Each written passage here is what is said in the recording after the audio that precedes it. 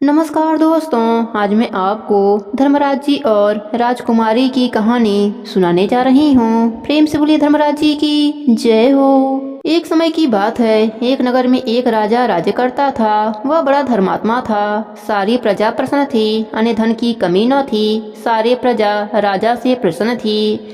राजा के 5 पुत्र थे, कन्या केवल एक थी। वह बहुत ही सुंदर और गुणवती थी। सभी उसे बहुत प्यार करते थे। धीरे धीरे सारे राजकुमारों की शादी हो गई। अब राजकुमारी ही विवाह के लिए शेष रह गई। बड़ी हो जाने पर सब उसके विवाह की चिंता करने लगे, परंतु राजकुमारी का रिश्ता कहीं पक्का नहीं होता। राजा इस बात से बड़ा चिंतित रहते थे। एक दिन उनके राज्य में एक महात्मा आए। प्रजा में खबर फैल गई कि यह महात्मा बहुत पहुँचे हुए हैं और भविष्य के बारे में सही सही बताते हैं। यह बात राजा तक भी पहुँच गई। राजा भी रानी और राजकुमारों सहित महात्मा जी के पास पहुँचे और राजकुमारी के विवाह के बारे में पूछा। महात्मा जी ने बताया कि हे राजन, चिंता ना करें, राजकुमारी का भाग्य बहुत ऊंचा है। इसके वर के माथे पर आधा चंद्रमा होगा। किंतु महात्मा जी, ऐसा वर कहाँ मिलेगा? राजा बोले। महात्मा बोले, राजन, आप केवल कर्म कीजिए, फल परमात्मा देंगे। किंतु समय से पहले कुछ नहीं मिलता। जब कन्या के संयोग आएंगे, खुद ही वर मिल जाएगा और आराम से महल में जाइए। चिंता चिता से भी बुरी है। महात्मा जी की बात सुन राजा के मन को बड़ी शांति मिली। सभी चिंता मुक्त हो गए। राजकुमारी भी मीठे सपने देखने लगी। राजा ने पुरोहित को बुलाया और उसे वर ढूंढने के लिए 1 साल का समय दिया। राजा ने बताया, ऐसा वर ढूंढो जिसके माथे पर आधा चंद्रमा हो। अगर तुम अपना काम सही से नहीं किए तो पुरोहिता ही छीन ली जाएगी। अपनी जरूरत का सामान लेकर पुरोहित निकल पड़ा। वर्ष भर वह कई राज्यों में भटकता रहा, पर कहीं भी ऐसा लड़का नहीं मिला जिसके माथे पर आधा चंद्रमा हो। पुरोहित का घूम घूम कर बुरा हाल हो गया। उसके बाल नाखून बढ़ गए, खर्चा पानी भी समाप्त हो गया। अब हालत यह हो गई कि जहाँ रात पड़ी वहीं सो गए। किसी ने खाने को दिया तो खा लिया। कुछ दिनों के बाद वह पुरोहित पागल सा हो गया। एक दिन पुरोहित जंगल में चला गया। जंगल के भीतर उसे रात पड़ गई। वह एक पेड़ के नीचे सो गया। आधी रात को शेर दहाड़ा तो उसकी नींद खुल गई। पुरोहित ने आंखें नहीं खोली। उसने सोचा, अब तो मरना ही है। वह राम राम जपने लगा। तब तक शेर ने आवाज लगाई, पुरोहित जी, पुरोहित जी। पुरोहित ने आंखें खोली। सामने शेर खड़ा था। उसके माथे पर आधा चंद्रमा चमक रहा था। पुरोहित हैरान होकर उसे देखता रह गया। शेर ने फिर बोला, पुरोहित जी, जिसे आप खोज रहे हैं वह आपके सामने खड़ा है। केसर लीजिए और मेरे माथे पर तिलक कीजिए। पुरोहित हैरान होकर बोला, किंतु तब तक शेर बोला, पुरोहित जी, क्या आप यह कहना चाहते हैं कि एक जानवर से रिश्ता कैसे होगा? पुरोहित जी, यह तो विधि का विधान है। पुरोहित जी ने शेर के माथे पर कांपते हाथों से टीका लगा दिया। पुरोहित ने कहा, महाराज, मैंने शगुन तो कर दिया, अब यह तो बताएं कि बारात लेकर कब आएंगे? शेर ने कहा, अगले महीने के पूर्णिमा को मैं बारात लेकर आ जाऊंगा। इतना कहकर शेर चला गया। सुबह पुरोहित राज्य की ओर चल दिया। उसने राजा को सारी बात बताई। राजा ने जब सुना कि एक शेर मनुष्य की आवाज में बोल रहा है, वह भी आश्चर्यचकित हुए। जब राजकुमारी ने सुना तो वह अपने पिता को समझाया कि चिंता ना करें, संयोग को कोई टाल नहीं सकता। दिन बीते, पूर्णिमा आ गई। महाराज जब आए तो शेर के दहाड़ों से सारा नगर कांप उठा। सारा राज्य डर गया, पर किसी को कोई नुकसान न पहुंचा। आधे चांद वाले शेर के साथ राजकुमारी का विवाह हो गया। राजा ने बहुत सा सामान देकर राजकुमारी को विदा किया। जब बारात जंगल में पहुंची तो शेर ने राजा द्वारा दिया गया हाथी, घोड़े, नौकर, चाकर, सामान सहित सबको वापस जाने के लिए कहा। सभी चले गए। अब शेर ने राजकुमारी को पीठ पर बैठाकर घने जंगल में गायब हो गया। जब सब वापस आ गए तब राजा और रानी चिंतित हो गए। कुछ समय के बाद रानी ने बेटी का समाचार जानने का अनुरोध किया।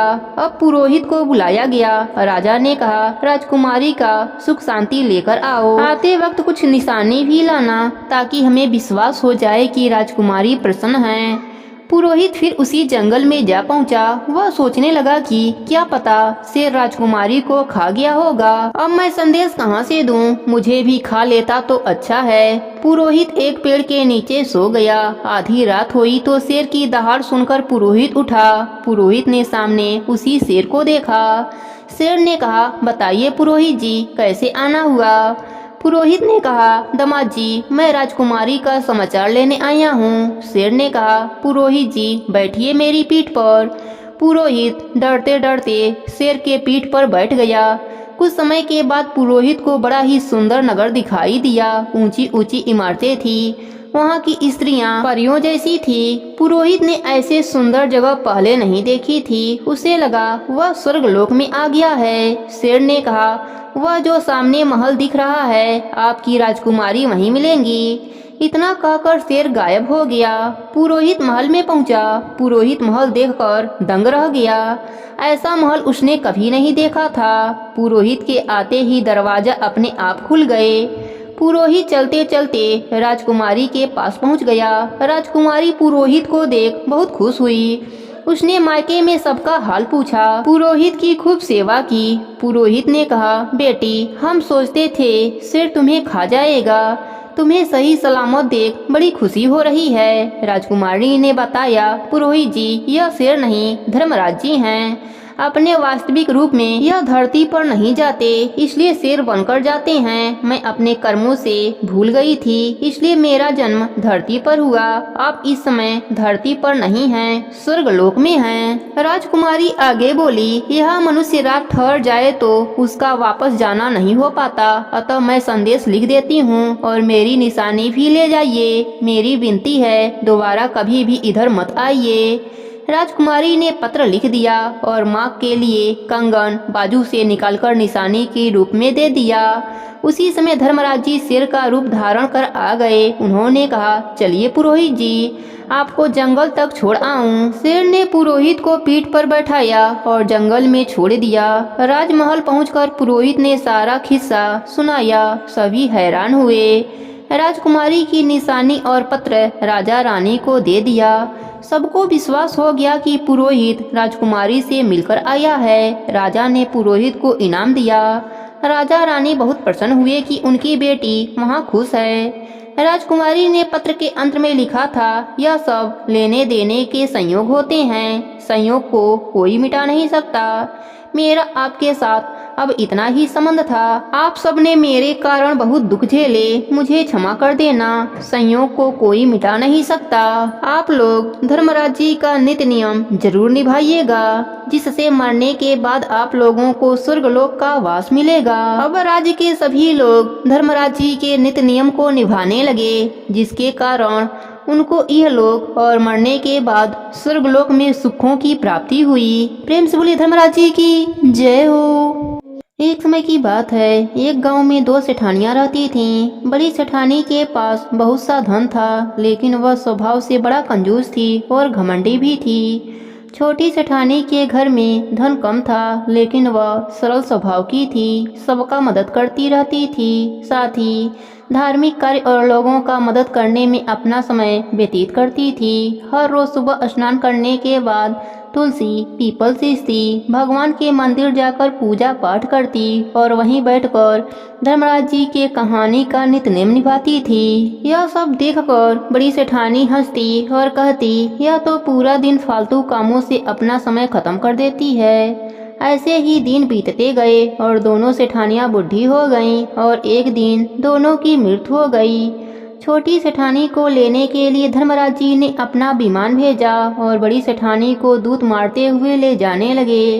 रास्ते में बड़ी सेठानी ने कहा कि मुझे भूख लगी है। तब दूत बोले कि यदि तुमने अपने संपूर्ण जीवन में किसी को खाना खिलाया होगा तभी हम तुम्हें खाना देंगे, अन्यथा नहीं देंगे। थोड़ी देर बाद उसने फिर से कहा कि मुझे प्यास लगी है। तब दूत बोले कि यदि तुमने अपने संपूर्ण जीवन में किसी प्यासे को पानी पिलाया होगा तभी हम तुम्हें पानी देंगे, अन्यथा नहीं देंगे।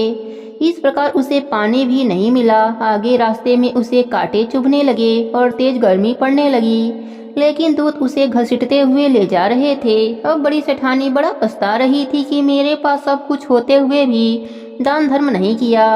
बड़ी कठिनाइयों के बाद वह धर्मनगरी पहुंची। वहां जाकर उसने देखा कि छोटी सेठानी सोने के सिंहासन पर बैठी है और उसके पास तरह तरह के व्यंजन फल रखे हैं और दास दासियां चवर डोला रहे हैं। छोटी सेठानी का ठाट देखकर बड़ी सेठानी बड़ा पछता रही थी। बड़ी सेठानी बोली, प्रभु मुझे सवा पहर का समय दे दीजिए, मैं वापस आकर अपना दंड भोग लूंगी।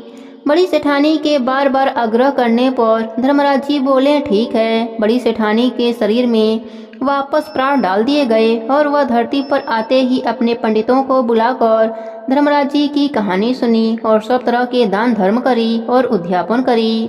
इतने में समय पूरा हो गया। अब की बार बड़ी सेठानी को लेने के लिए स्वर्गलोक का विमान आया। सवा पहर के दान धर्म और धर्मराज जी की कहानी सुनने से बड़ी सेठानी को भी स्वर्गलोक की प्राप्ति हुई। हे धर्मराज जी, जैसी कृपा आपने उन दोनों सेठानियों पर करी, वैसे ही आपके नित्य नियम को निभाने वाले सभी भक्तों पर अपनी कृपा बनाए रखना। प्रेम से बोलिए धर्मराज जी की जय हो।